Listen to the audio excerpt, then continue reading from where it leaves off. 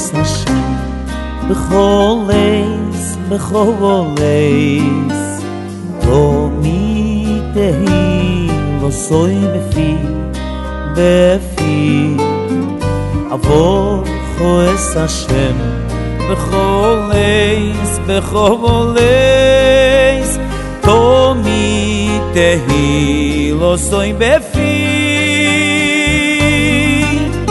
Avo es Hashem Becholes, becholes Tomitehi lo soy befi Avocho es Hashem. Alors rebonjour les amis, je m'excuse pour ces interventions de Amalek et de Esav, de tous ceux qui nous empêchent de faire ce qu'on a à faire. Donc Bezrat Hashem, voilà, on reprend là où on était. Et donc on était sur Léa, Ve'ene Léa Rakot, on explique pourquoi les yeux de Léa ils pleurent. Et parce que si aujourd'hui il y a quelque chose, si vous voulez obtenir quelque chose, même si de droit vous n'aviez pas droit, alors vous pouvez l'obtenir avec la prière, vous pouvez l'obtenir avec des larmes. Les larmes, ça ouvre tout. C'est-à-dire, si quelqu'un il pleure devant Hachem, ça ouvre tout. Il y a un massé de la Torah bête dans l'écouté moral, que cette Torah elle a été dite par Rabbeinu, avant que Rabbi Nathan il se rapproche de Rabbeinu. Il avait un élève qui s'appelait Rav Shmuel Isaac, qui était un très grand tzaddik, que Mamash il était Melkayem, que Alvay chez Adam Itpalel Kol Hayom Kulo, depuis le moment où on mettait cette filine avant le matin, jusqu'à un quart d'heure avant le coucher du soleil, il était avec le talit et les tfilines et il priait toute la journée, sans manger, sans boire. C'était comme ça tous les jours de la semaine chez lui. Et après, au début, en fin de journée, il prenait un petit bout de gâteau et un thé. C'était comme ça sa journée. Et lui, il a rêvé une fois qu'il était dans une forêt perdue, qu'il a rencontré un homme avec une grande épée, que cette épée elle avait 2 tranchants. Et il a eu très peur, et cet homme-là, il lui a dit: tu n'as pas à avoir peur de moi. Au contraire, viens, on va faire un morceau de route ensemble. Et il lui a montré un endroit, il lui a dit: là-bas, il y a une maison, tu pourras prendre toi aussi une épée. Tu n'auras pas des épées aussi grandes que la mienne, mais tu pourras trouver une épée. Il est arrivé dans cette maison, et il a vu là-bas beaucoup d'épées. Et là-bas, il y avait un monsieur âgé qui lui a dit: tu ne peux pas prendre d'épée encore, parce que tu n'es pas encore assez pur pour prendre une épée. Et il y a eu à ce moment-là beaucoup de nuages, et il lui a dit: tu vois tous ces nuages et tout, ça montre que tu n'as pas la pureté pour prendre une épée. Donc va et arrange-toi d'abord, purifie-toi, ensuite tu viendras prendre cette épée. Et il s'est réveillé après, ce Rav Shmuel Isaac, il était très très impressionné par le rêve, donc il a dit: il faut que j'aille voir Rabbi Nachman pour qu'il me dise c'est quoi ce rêve, parce que il habitait très loin de Rabbi Nachman, il habitait à Dachau par rapport à là où il était Rabbeinu à l'époque. Il était dans une ville qui s'appelle Zlotipalia. De ces 2 endroits, c'était très loin. Et lui, il était très pauvre sur Rav Shmuel Isaac. Donc il a essayé un petit peu de trouver un peu d'argent pour faire une partie du voyage, mais le reste, il a fait à pied, et c'était en plein hiver. Donc il est arrivé là-bas à Zlotipalia, là où il y avait Rabbi Nachman, et il a demandé aux gens où est-ce qu'il habite Rabbi Nachman. Donc quelqu'un lui a dit: qu'est-ce que tu vas chez lui et tout, tu sais pas tous des gens qui sont contre lui et tout, pourquoi tu vas chez lui, qu'est-ce que tu vas faire chez lui? Et alors il a vu, parce que le vieux monsieur qu'il a vu dans le rêve, il lui a dit: je te souhaite que tu puisses arriver là-bas, parce que ça va être très difficile pour toi d'arriver à cet endroit où là-bas on pourra t'aider pour que tu puisses avoir une épée. Donc déjà, quand il a demandé, on a essayé de le décourager, mais c'était pas quelqu'un qui allait se décourager. Il a demandé, on lui a dit où habitait Rabbi Nachman, il a tapé à la porte, il tapait beaucoup à la porte, et là en même temps une petite voix qui lui dit, Rabbi Nachman lui dit: c'est toi, Shmuel Isaac? Il lui dit: je peux pas t'ouvrir, absolument pas, c'est impossible que je t'ouvre la porte, je peux pas t'ouvrir. Et alors lui, il est resté devant la porte et il a commencé à pleurer. Il est resté des heures et des heures devant la porte à pleurer. Après, Rabbi Nachman, il lui a ouvert la porte, il lui a dit, normalement, tu n'avais pas le droit de rentrer. Mais tes pleurs, ils ont cassé toutes les limites. Et donc voilà, bien, rentre. Et toi aussi, tu as le droit à une épée, n'aie pas peur, toi aussi, tu auras le droit. Et il a vu comment Rabbi Nachman, lui, il était dans son rêve, il savait exactement tout le rêve qu'il avait.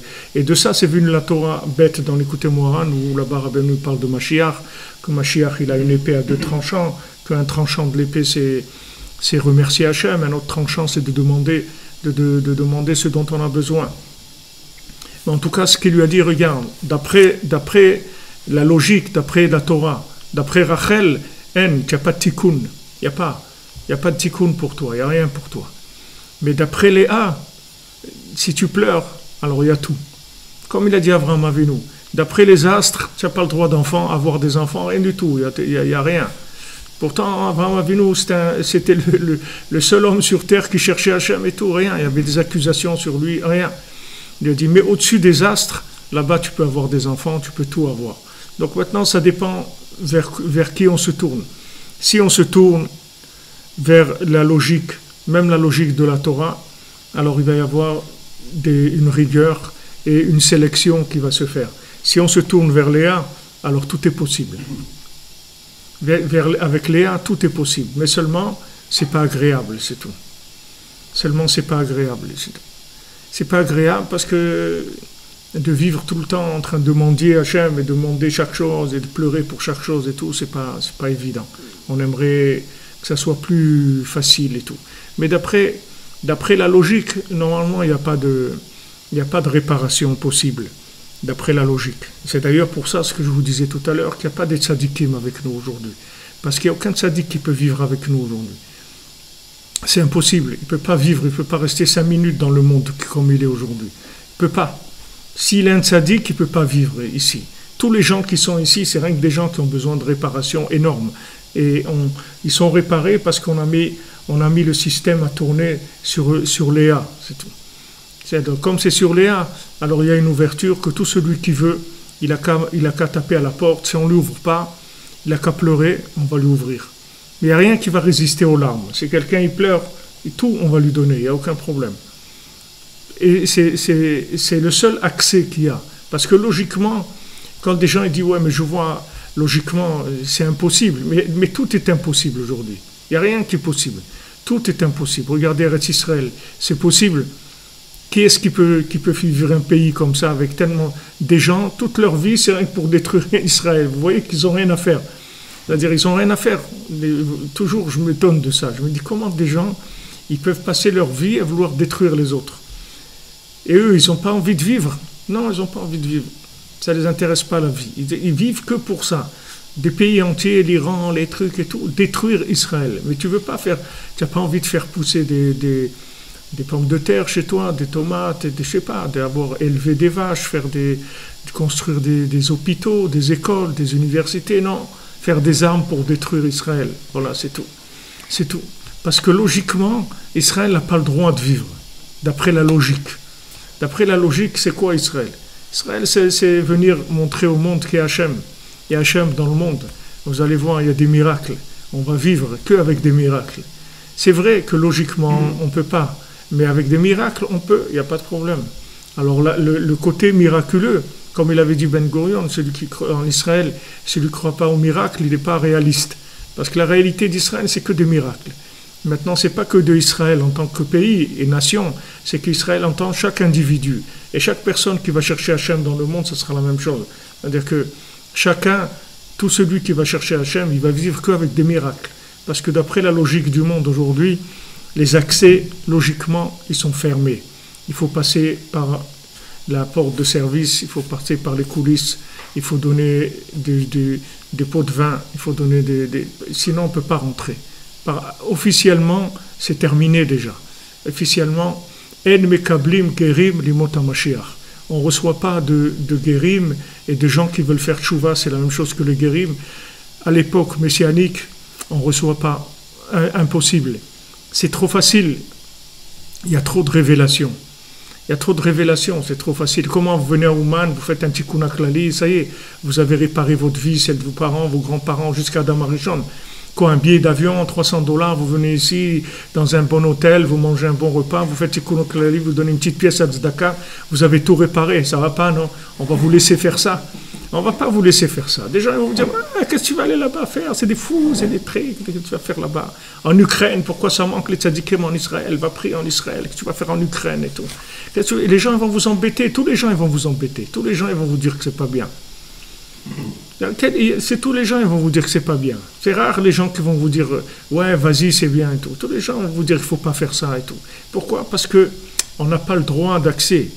Comme Israël, tous les gens ils vont parler contre Israël. Parce que Israël, logiquement, on n'a pas le droit. Logiquement, on n'a pas le droit. Le troisième temple, c'est pas l'homme qui va le construire. Ça veut dire que tu n'as aucune participation logique à la reconstruction du troisième temple. Tu vas dire, ouais, je voudrais faire quelque chose, il n'y a rien à faire, on ne veut pas de toi. Mais je voudrais amener quelque chose pour le troisième temple, une pierre, quelque chose, rien. On ne veut pas de tes pierres, on ne veut rien du tout, dégage, on ne veut pas. C'est Hachem qui va le construire. C'est tout. Et moi, alors, qu'est-ce que je fais? Toi, tu pleures, c'est tout. Tu veux qu'il soit reconstruit, tu pleures, c'est tout. Tu te lèves la nuit, tu pleures. C'est tout. Avec ça, il va se reconstruire. Mais ce n'est pas toi qui vas le reconstruire. Tu ne mettras pas les mains à la pâte. Tu ne mettras pas tes mains dedans. Rien. Avec tes mains, tu ne vas rien faire. Parce que logiquement, d'après la logique, tu n'as pas le droit. D'après la logique de ce qu'il y a maintenant comme miséricorde dans le monde, tu n'as pas le droit logiquement à cette miséricorde. Qui dit miséricorde, ça veut dire qu'il n'y a pas de logique. La miséricorde, ça veut dire voilà, tu n'as pas le droit, on va te donner quand même. Mais maintenant, on va créer tout un contexte dans lequel on va te montrer que tu n'as pas le droit. Alors celui qui va avec la logique, il va se décourager parce qu'il va voir qu'il n'a pas le droit. Et ça, en Israël, vous le voyez, mamash, ça, vous le voyez dans la vie de tous les jours. Combien de fois ça m'est arrivé? Avec ma femme, on était dans un bureau pour avoir un papier, et on arrive dans le bureau, on demande, il dit, mais vous n'avez pas le droit à ça, on ne peut pas vous donner ça. Vous sortez du bureau, vous attendez que la femme, elle change le truc, vous revenez, il dit, bien sûr, pas de problème, venez, je vous fais et tout. Il dit, mais attends, il y a des lois ici, il n'y a rien du tout. Il y a des lois, il y a des lois, il y a de tout. C'est-à-dire que ça ne marche pas avec la logique. Il n'y a rien qui marche avec la logique. Donc, je vous signale, tous ceux qui habitent en dehors d'Eretz Israël, si vous attendez logiquement de pouvoir venir en Israël, jamais vous aurez de la logique. Pour venir en Israël, il faut faire une folie, sinon vous ne pourrez pas. Et cette folie, c'est pas une vraie folie, parce que Béhémet, il y a la miséricorde d'Hachem qui vous attend. Mais vous devez votre attitude, ça doit être à un moment de faire quelque chose qui dépasse la logique. Comme Rabbi Nachman il rapporte dans les contes, dans le premier conte de la princesse disparue, il dit que quand maintenant le second du roi, il a vu que la princesse avait disparu, c'est-à-dire que la princesse, le roi, il avait 6 garçons et une fille, et cette fille, il l'aimait beaucoup. Donc 6 garçons, c'est les 6 jours de la semaine, et la fille, c'est Shabbat. La fille, c'était sa, comme on dit, sa préférée. Et un jour, elle a fait quelque chose de pas bien. Alors le roi, il lui a dit que le lotov, que le pas bien, il te prenne. Alors elle est partie. Elle a disparu. Et après, le second du roi, il est parti la chercher, mais il a fait quelque chose qui n'était pas logique, qui n'était pas dans la logique. Parce que logiquement, le roi, c'est lui-même qui lui a dit qu'elle allait être prise par le pas bien, par le lotov. Comment maintenant le second du roi, lui, il va venir intervenir? Mais lui, il connaissait la pensée profonde du second, du roi. Donc lui, il savait que ce que le roi il voulait, c'est qu'en fait, on lui ramène sa fille. Il attendait ça chaque seconde. Mais le contexte extérieur, c'est-à-dire la mise en scène, elle trompe. C'est-à-dire qu'aujourd'hui, la mise en scène de Léa, c'est que vous allez croire qu'on ne vous aime pas. Et la vérité, c'est qu'on vous aime beaucoup. On vous aime plus qu'on n'a jamais aimé personne dans le monde. Seulement, apparemment, vous croyez qu'on ne vous aime pas. Mais si vous cassez cette chose-là, vous allez voir qu'Hachem il vous aime beaucoup. Et Hachem il va vous donner le moindre détail, même une petite glace, si vous aimez et tout, vous allez dans un endroit, il y aura ces petites glaces au pistache ou au truc que vous aimez. Qu'est-ce qu'il a à faire Hachem de la glace au pistache? Il n'a rien à faire. Et si vous ne mangez pas de glace, vous n'allez pas mourir. Au contraire, vous allez être en meilleure santé si vous ne mangez pas de la glace. Mais si vous aimez la glace au pistache, Hachem il va vous arranger. Vous allez dans un endroit, là-bas, il y aura la glace au pistache, pour vous montrer combien il vous aime. Mais pour ça, il faut pleurer. Il faut pleurer parce que les accès, d'après la logique, ils sont pas. Donc c'est pas la peine de jouer les gens capables, parce que même si vous faites semblant d'être capable, ça sert à rien. Parce que des gens capables aujourd'hui, il n'y a plus. C'est-à-dire que c'est plus cet axe-là qui marche. Les gens capables, ils sont disparus depuis longtemps de ce monde. Les gens qu'il y a aujourd'hui, c'est tous des incapables. Soit des incapables dans leur tête, soit des incapables dans leur cœur, dans leur force physique ou leur énergie pour construire, etc. Il n'y a que c'est des générations d'incapables. Mais ces générations d'incapables, ils peuvent devenir plus capables que tous les gens qu'il y a eu avant. Mais seulement par la mendicité. C'est-à-dire en demandant à Hachem tous les jours.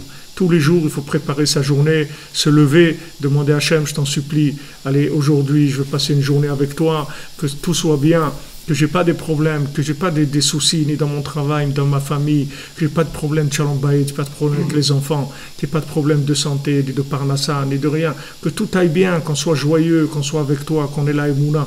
Il faut préparer ta journée. Si tu prépares pas ta journée, la journée c'est une catastrophe. Parce que ce monde-là, aujourd'hui, il pardonne pas. C'est un monde, dans la logique, il est extrêmement difficile. Si vous voulez une glace au citron, pas de problème. Si vous préférez la glace au citron, il n'y a aucun problème. Ce que vous voulez, Hachem, il va vous donner ce que vous voulez. Il n'y a aucun problème. Donc il faut préparer sa journée. C'est tout ce qu'on vous demande aujourd'hui. On demande du vouloir, de la sincérité, des actions, des belles actions. Il y en a eu dans le monde. Il y a eu des gens, ils ont fait des actions magnifiques. Aujourd'hui, ce qu'on a besoin, c'est de gens qui montrent qu'ils veulent, c'est tout. Parce que c'est la seule chose qu'on peut.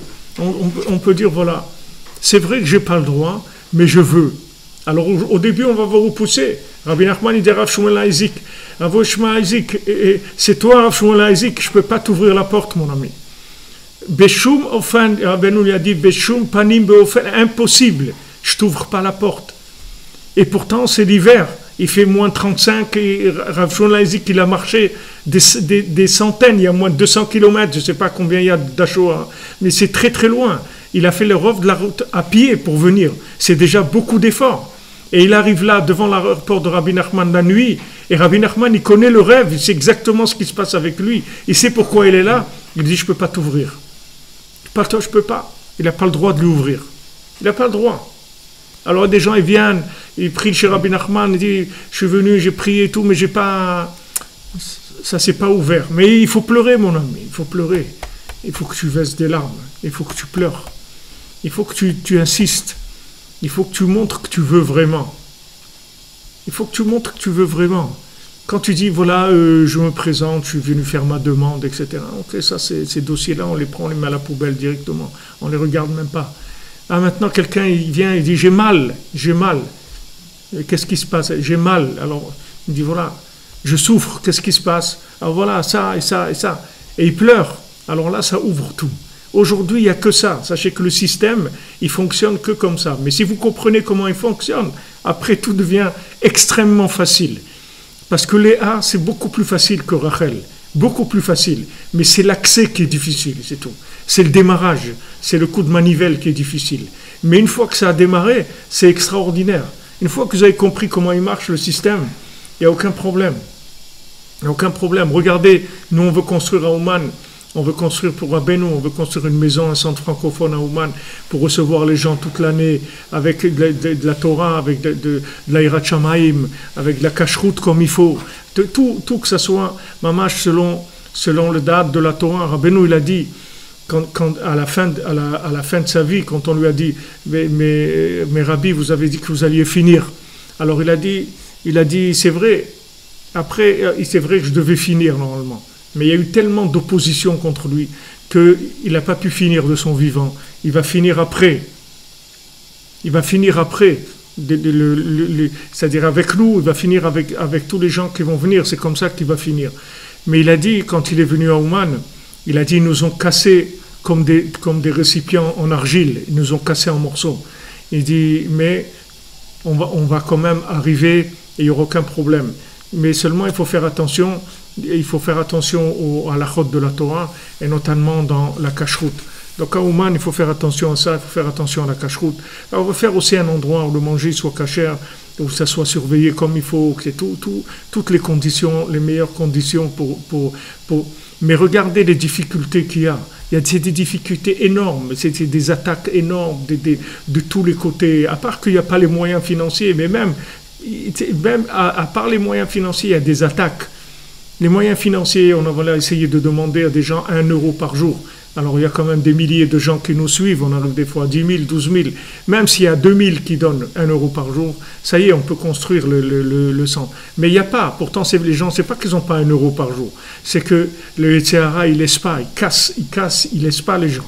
Il leur crée une lourdeur comme ça, il peut pas, il n'arrive pas, c'est difficile, des trucs, il est endormi, il n'arrive pas, il voudrait le faire, ouais, je voulais le faire, le Yetzirah, parce que il y a des forces qui attaquent, qui ne laissent pas. Toutes les choses qui vont toucher Rabbi Nachman, de près ou de loin, les Yetzirah, il ne va pas laisser. Mais il y a, Baruch Hashem, une arme, que cette arme-là, cette épée-là, a 2 tranchants. Cette épée-là, elle gagne toutes les guerres. Il n'y a personne qui peut résister à cette épée-là. Et cette épée-là, c'est les larmes, c'est tout. C'est pour ça que Yitzhak, il a dit à Esav, toutes les brachot, il les a pris, ton frère. Donc ne parle pas de bénédiction, il n'y en a pas pour toi. Mais une chose je peux te donner l'épée. Tu vivras avec l'épée. Qu'est-ce que ça veut dire, tu vivras avec l'épée? C'est-à-dire, sache que si tu l'empêches de prier, c'est comme ça que tu vas le dominer. Si tu prends l'épée de la prière, c'est comme ça que tu vas le dominer. Mais si lui se rend compte de la force qu'il a, de l'épée qu'il a, du glaive qu'il a à sa hanche, c'est terminé pour toi, il n'y a plus rien pour toi, c'est fini, il n'y aura plus rien.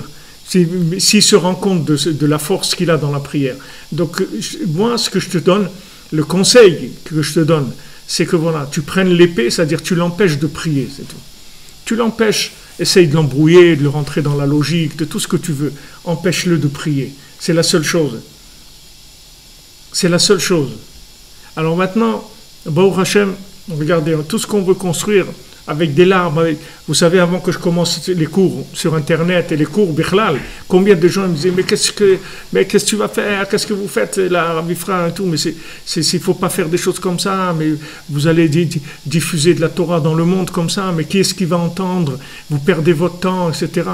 Combien de gens, et même jusqu'à aujourd'hui, c'est pas avant même aujourd'hui, mais Baruch Hashem, aujourd'hui, on a déjà quelques milliers de partenaires.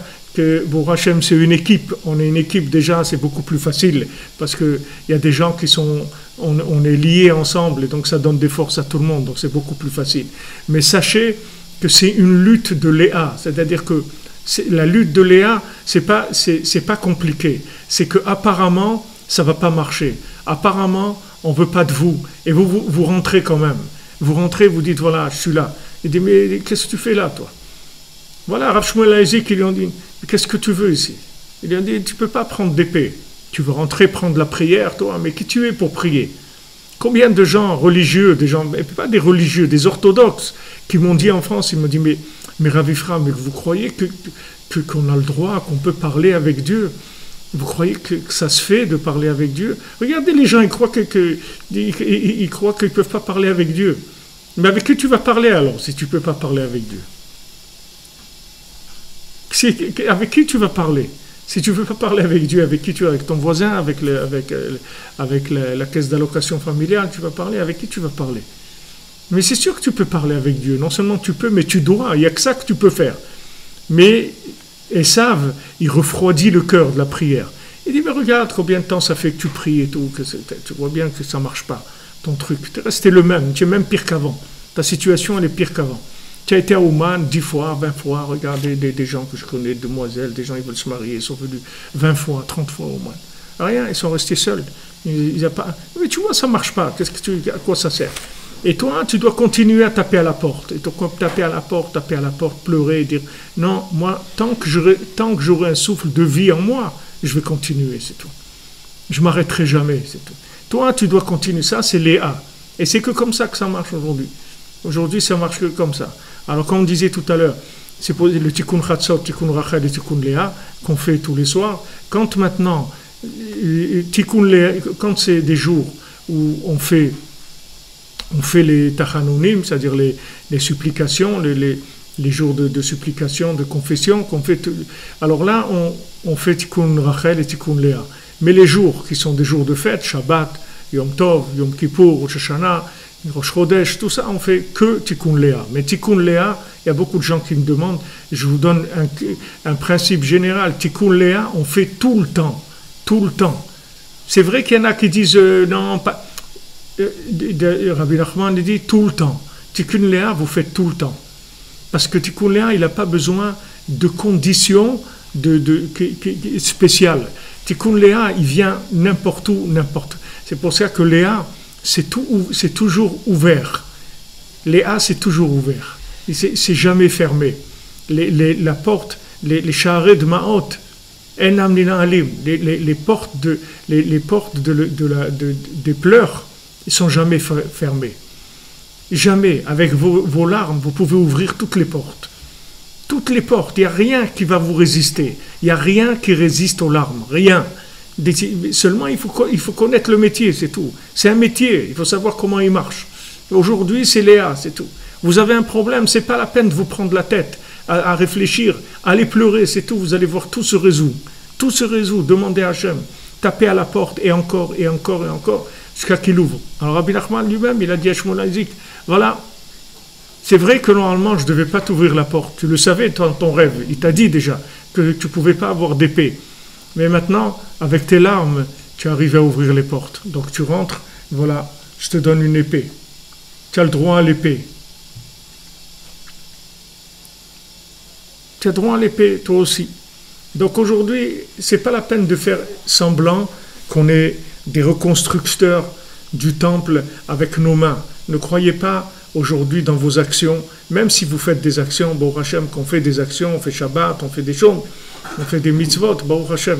Mais sachez que ce n'est pas ça qui va reconstruire le troisième temple. Ce qui va reconstruire le troisième temple, c'est la quantité de larmes, c'est-à-dire combien on veut que ça marche, combien on veut que Hachem se révèle dans le monde, combien on veut qu'il n'y ait plus de souffrance dans le monde, qu'il n'y ait plus de haine, qu'il n'y ait plus de guerre, qu'il n'y ait plus de terrorisme, qu'il n'y ait plus de... Combien on veut ça? C'est ça qui va faire la réparation. Ce n'est pas nos actions. Nos actions, elles n'ont plus le niveau pour pouvoir arranger les choses. C'est-à-dire que l'action elle-même. Si l'action, elle est avec de l'intention, avec de la kavana, avec du vouloir, alors l'action, elle va marcher. Mais si l'action, c'est une action de routine, c'est pas la peine, ça va rien faire du tout. Hachem lui-même, il dit, je veux pas de ta construction. C'est moi qui construis, c'est pas toi. Seulement, si tu veux que je construise, j'attends que tu veuilles, c'est tout. Le jour où tu voudras vraiment, moi, le troisième temple, il est prêt, il est tout prêt. Il est en haut, il y a un kit, il est monté déjà, tout. Dès que c'est prêt, je te le descends en une seconde, il est là. Donc maintenant, à toi de décider. Tu veux, il vient. Tu veux pas, il vient pas, c'est tout. Mais sache que s'il vient pas, c'est parce que tu veux pas, c'est tout. Ne crois pas parce qu'il y a rien qui empêche. Ce qui empêche, c'est qu'il n'y a pas assez de vouloir, c'est tout. Il n'y a pas assez de vouloir. Ah, comment on fait pour avoir du vouloir? Alors on se connecte au tzadikim, on se connecte à la Torah cachée. La Torah cachée, elle donne la force. Léa, elle donne la force du vouloir. Vous voyez, Léa, elle ne paye pas de mine, comme on dit. Elle ne paye pas de mine, parce qu'elle est pleurnichante tout le temps et tout. Elle paye pas de mine.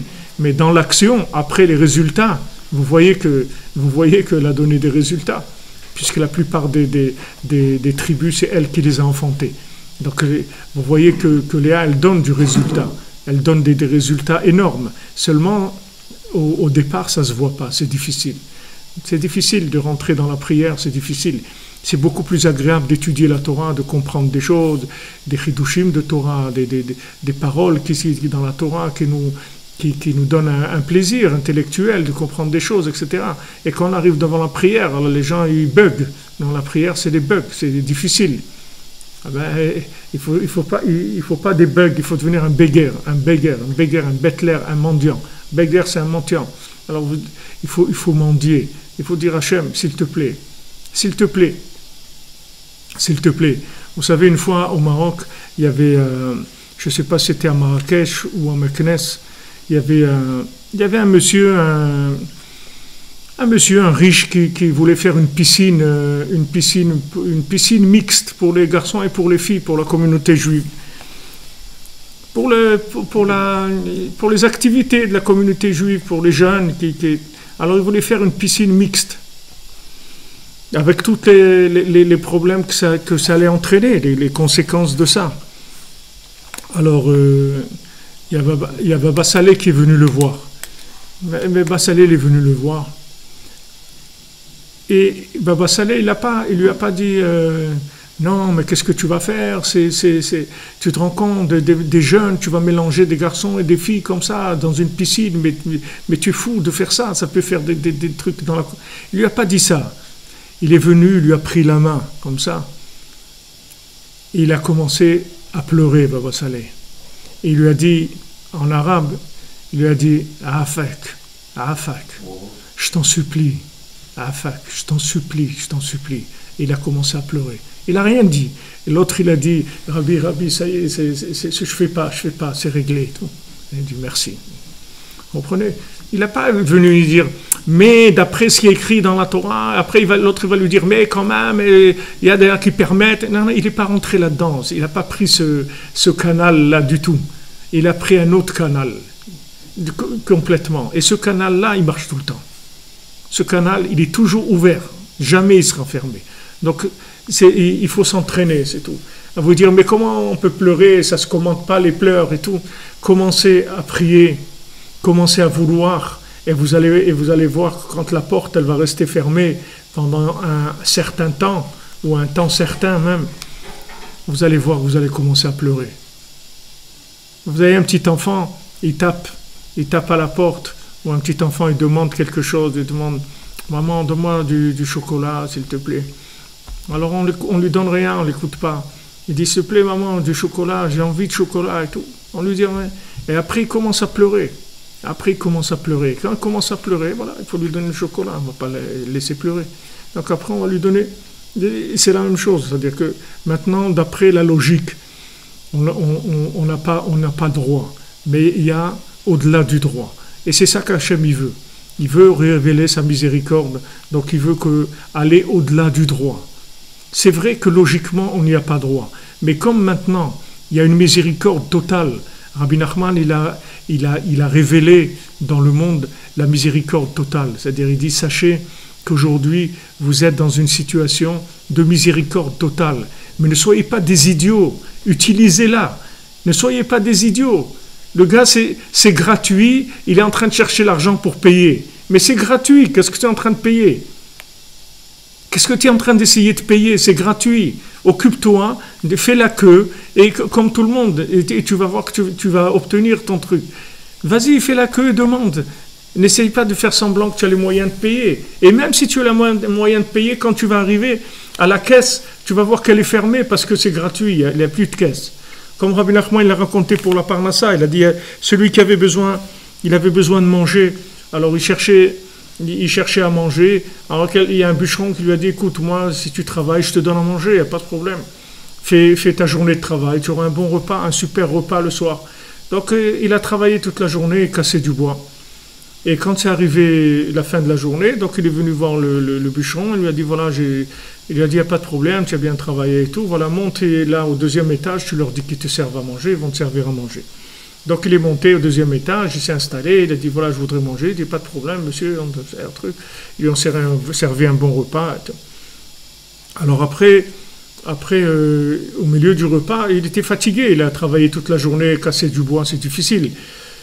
Alors il soupirait. Alors le monsieur, le serveur, lui dit, pourquoi vous soupirez, monsieur, qu'est-ce qu'il y a, vous n'êtes pas content?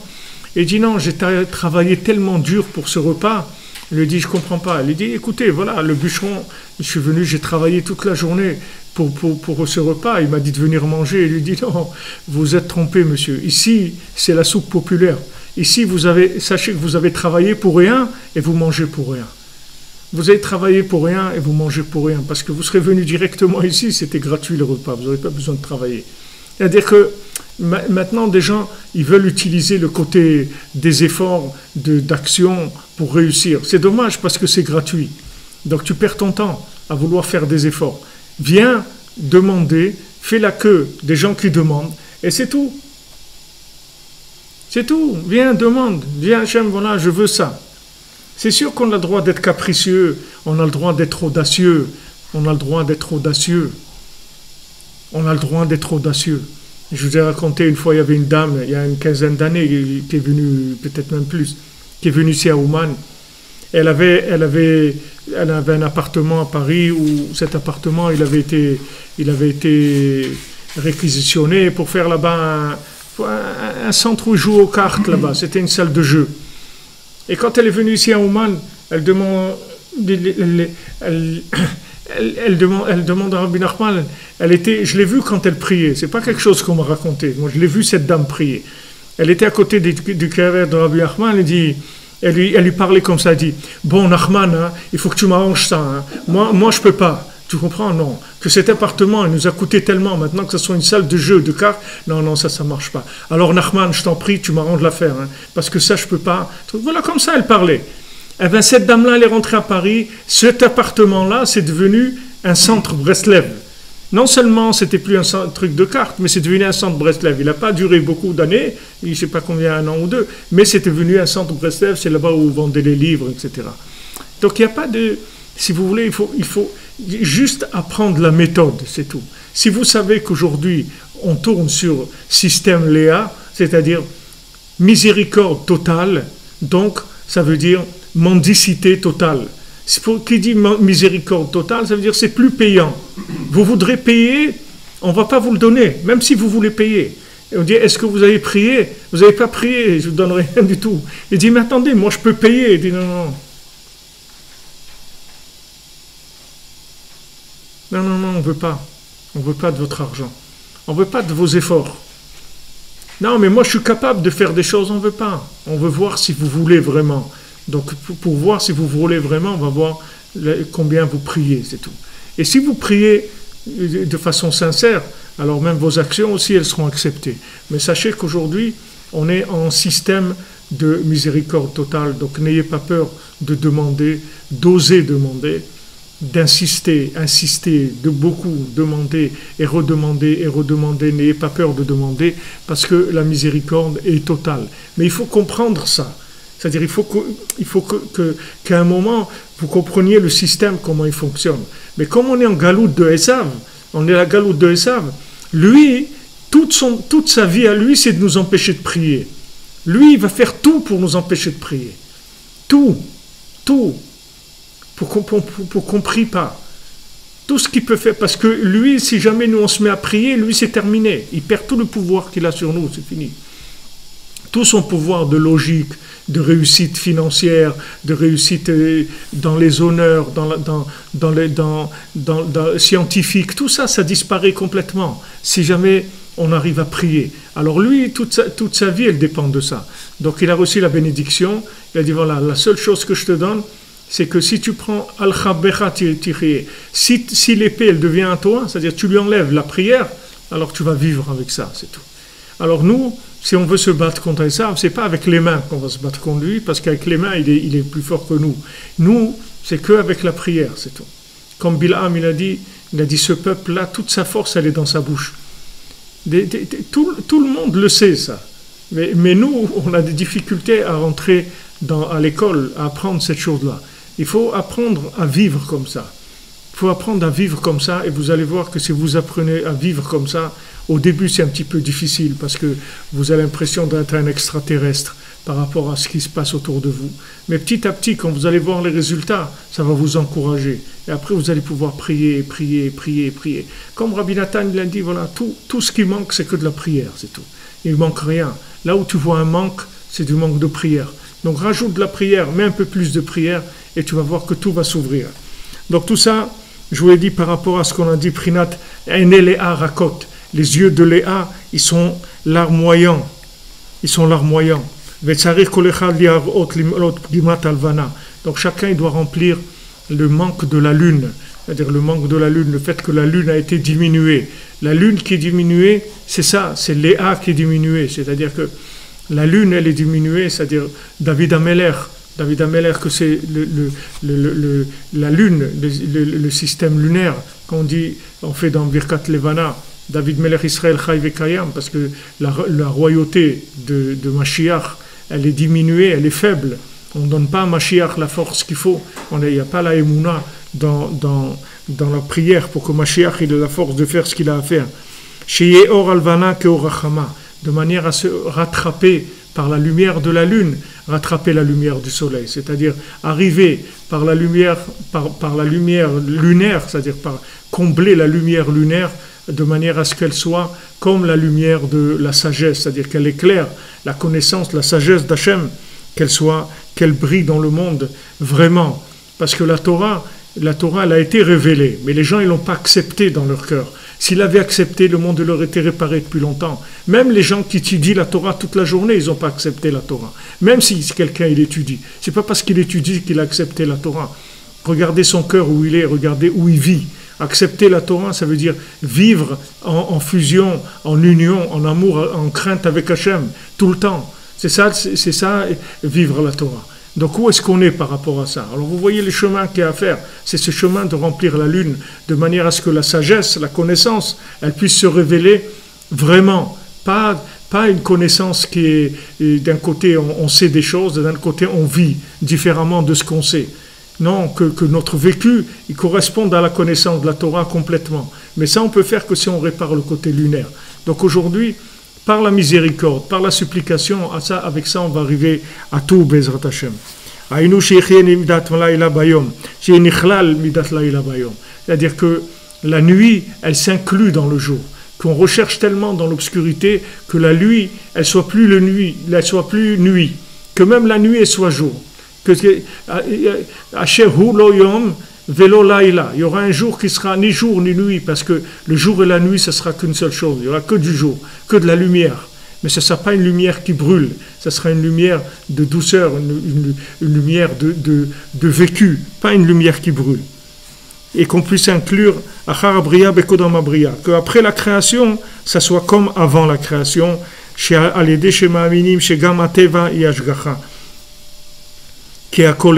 par le fait qu'on a la émouna, que même la logique, c'est uniquement de la providence divine. C'est-à-dire qu'il n'y a pas de logique dans le monde qui fonctionne seule. Même la logique, ça vient uniquement de la providence divine. Il n'y a pas de logique qui soit autonome. Même la logique, c'est uniquement Hachem qui se cache derrière la logique. Mais cette logique-là, c'est une façade d'Hachem. Et elle est très facile à dépasser. Elle est très facile à dépasser. Le Baal Shem Tov dit aujourd'hui, tous les murs que vous voyez, le Baal Shem Tov il a dit ça à son époque, il dit tous les murs que vous voyez, c'est des murs en papier, c'est pas des vrais murs. C'est-à-dire que si vous appuyez dessus, vous allez voir que le mur il va tomber. C'est des murs en papier. D'ailleurs même dans la construction Bémet aujourd'hui, les murs c'est des murs en plâtre, mais en placo-plane, mais tous les murs qu'on voit, c'est-à-dire toutes les difficultés qu'on voit, ce n'est pas des vraies difficultés, c'est des difficultés imaginaires, même si logiquement c'est impossible. Mais cette mission impossible, qui a l'air impossible, c'est juste imaginaire. Si vous avancez un peu, vous priez un petit peu, vous allez voir que ça va tomber, que la chose qui vous empêchait, elle va disparaître tout de suite. Tout de suite, elle va disparaître. Juste un peu de vouloir, un peu de prière, un peu de continuité, d'assiduité, et ne pas se décourager. Rabbi Nachman dit, ne te décourage pas, continue à prier, et tu vas voir des résultats extraordinaires, Bezrat Hashem. Alors, Ve'atzlacha, les amis, merci de votre présence, merci d'être là, parce que sinon, avec qui j'aurais parlé au mur, avec qui j'aurais parlé. Vous êtes là, bon Hashem, pour les centaines, des milliers de gens qui suivent et qui veulent se rapprocher, Gamar Tivei Gmor, et merci de votre soutien, d'être là pour nous soutenir de tous les moyens possibles. J'ai bracha, tzlacha, Refoua, Zivugim, Banim, Shalom Bayit, tout ce qu'il faut, vous en faites pas. On va y arriver, vous en faites pas, Bezrat Hashem. On va arriver et ça va être beau en plus. Rabbi Nachman il dit ça va être beau, ça va être magnifique. La fin, elle va être magnifique. Vous allez voir, on va finir en beauté, ça va finir quelque chose de très beau. Avec chacun d'entre nous, Bezrat Hashem. Be'atzlacha. Je m'excuse sur les problèmes techniques, hein, mais il y a des forces négatives qui empêchent un peu. Mais on est là, bon, Hashem, en fin de compte, on y arrive.